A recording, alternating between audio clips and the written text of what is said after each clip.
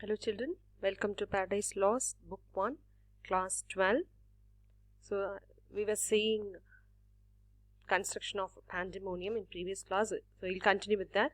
So as Satan says, there stood a hill not far off, whose gruesome summit threw up fire and tumbling smoke. So, and he says there is a presence of metallic ore, that is sulfur, on that hill. So now we are going to see Mammon. Mammon led them on. Mammon, the least erected spirit that fell from heaven, for even in heaven his looks and thoughts were always downwards.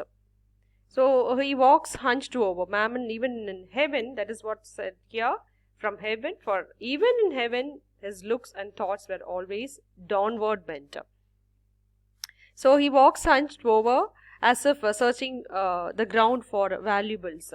So you must know who this Mammon is. Mammon, Milton reveals the role of Mammon, the god of wealth.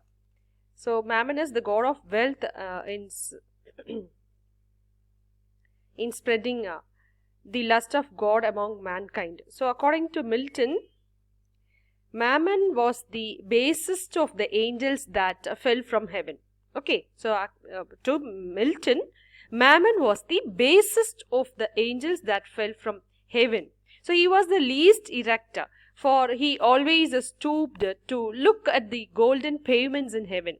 So here Milton gives his own explanation of men's love of wealth. So it was Mammon who first lured men with the love of gold.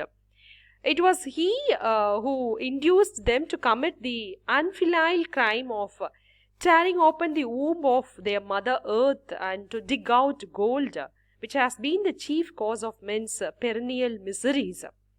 So Milton means to say that men would have been happy had gold remained undiscovered. And here if you see, Milton's puritanism is apparent in these lines. Milton actually he discards wealth as a source of evils and vices. So when he says that Mammon disclosed the secret of the bowels of the earth to men, he is perhaps alluding to the common superstition among miners that the demons known as genomes or the guardians of mines. So Mammon is actually god of wealth in New Testament. So personification, he is actually personification of avarice, that is wealth, presented as demon. So Milton tells that it was Mammon who first lured men with the love of gold. So and as I said, it would have been better if it remains undiscovered. And Milton advises people not to admire gold. And he says, and dig out ribs of gold, let none admire that which is grown in hell. So he warns mankind and he advises people not to admire, let none admire that which is grown in hell. Admire gold, for it is the product of hell. So see, that riches grow in hell. So gold actually to Milton is the product of hell. It is a precious metal, but a curse to mankind. Soul may be deserve the precious band, but he says it is a curse to mankind. It generates innumerable evils.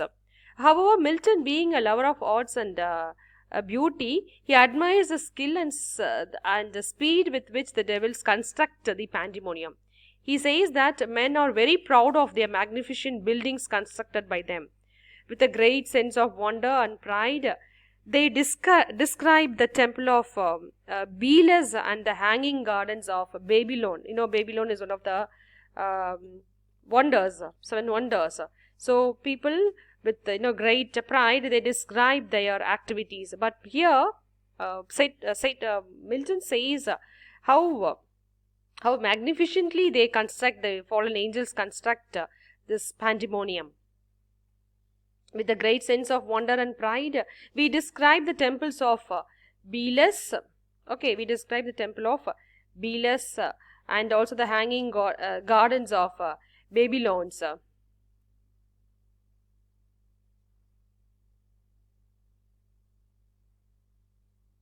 Yes, sir. and also the, as I said, the gardens of Babylon, and also the works of Egyptian pharaohs who made pyramids, which are one of the 7 wonders of the world, as I said. And but those who boast of these human achievements should know that the magnificent building constructed by the devils far surpassed all human achievements. They accomplished the task, this construction of pandemonium, in no time.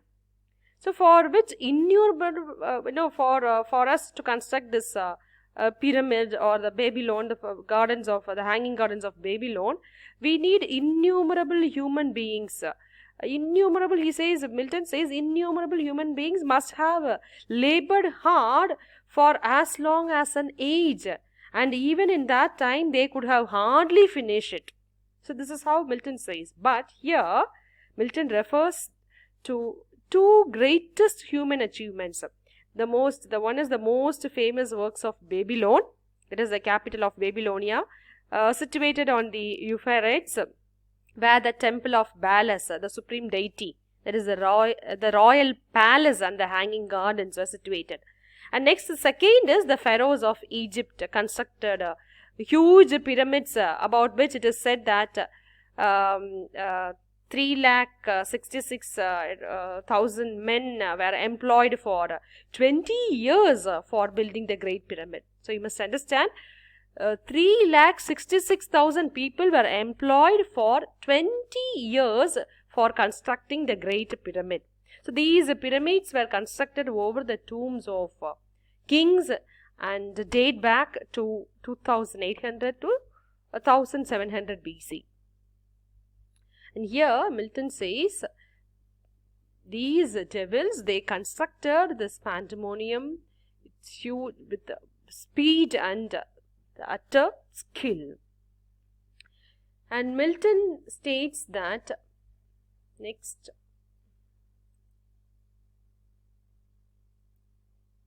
so you're going to,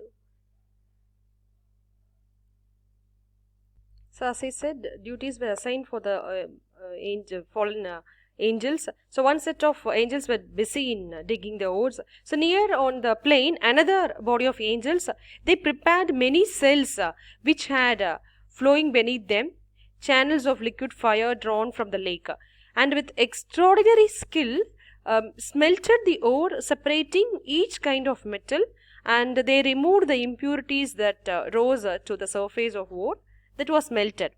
And another set, a third set of, that is multitude of angels, had quickly made molds of varied shapes and designs, and from the boiling cell drew off the molten metal by strange means of transport into each hollow recess. So as in an organ from an air current setup.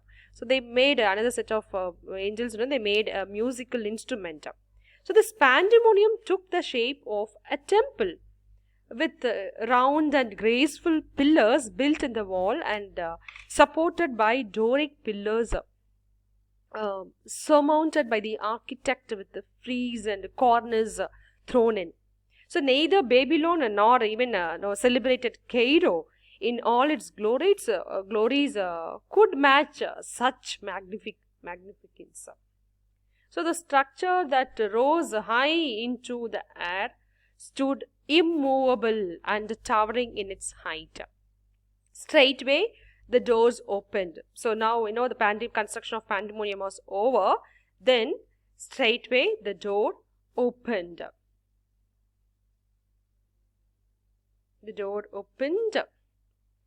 So as the door opened, wide with a large area over the smooth and plain floor. So from the arched roof hung by, we could see, magic lamps were hung on the arched roof, and they were gleaming like stars, and flaming basket-shaped lamps, which were filled with naphtha and asphaltes. So the multitude of angels, they all entered in haste, the hasty multitude, the multitudes of angels entered in haste, and they stood admiring. All the angels, they stood admiring. And some admired the work, some the architect. So now they guessed who would have created or who would have made this palace. So some admired actually the work and some the architect. So this architect, he was known in heaven for his workmanship, for he had built many palaces where angels exercising sovereign power dwelt, and whom God, the Supreme King, invested with rule and authority, each according to the grade and order of angels. So he was known and worshipped in Greece. And who was that angel? He was called Mulciber in Italy. So now we are going to see who this Mulciber is. So Milton states that when pandemonium was built in hell, the crowd of fallen angels were wonder-stricken by its beauty and workmanship. So they were all praised for its designer. So who is the designer? He is known by the name Vulcan or Mulciber, whose architectural skill was well known in heaven, where he had built many towered palaces for angel kings. So here Milton gives the Greek version of the fall of Mulciber, which he feels to be an incorrect version.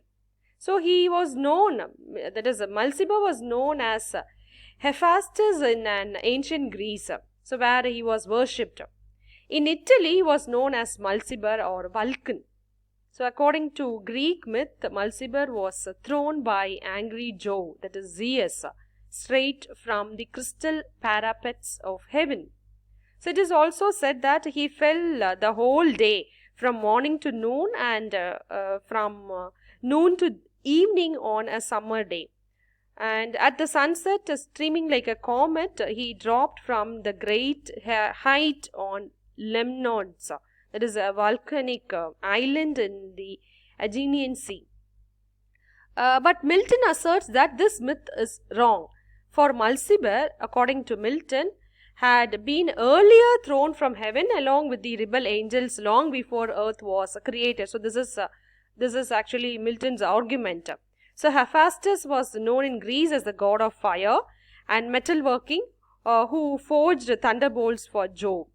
In Italy was known as Ausonia in ancient times, so named after Auson, that is son of Ulysses, from whom its people are supposed to be descended. So according to the Greek myth, Hephaestus, the son of Zeus and Hera, took the side of his mother Hera in a quarrel between Zeus and Hera. So this is the story behind Mulciber. So Milton compares the vast multitude of fallen angels to the swarm of innumerable bees gathered on the beehive when pandemonium was built. So the fallen angels were ordered to assemble in it. So soon the whole place was thronged, for the multitude of the angels was the hugest ever imaginable. So here Milton compares the huge multitude of fallen angels to the throng of the innumerable bees in summer when the sun passes through Taurus or Bull, and the second of the zodiacal constellations. So at this time, the bees swarm together around their hives. Some of the bees fly to and fro among flowers, fresh with dew, to gather honey. And some settle upon the smooth, flat piece of timber on which the hive rests to consider their public affairs. So the hive built from straw resembles a fortified town, and the plank greased with fresh wax on which the bees meet and converse has the appearance of the suburb of the fortified town. So the simile of the bees is quite apt, for it has close points of resemblance between the bees and fallen angels. So the angels are as numerous as bees. So this is the comparison here. The bees are compared to angels, or the angels are compared to bees. So the angels are as numerous as bees.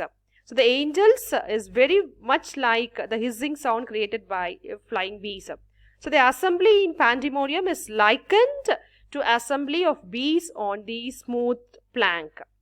So however, the simile of the bees is of great antiquity. So first it appears in Homer and then in Virgil, but Milton's simile is more vivid and suggestive. So this is we have come to the end of this Paradise Lost book 1.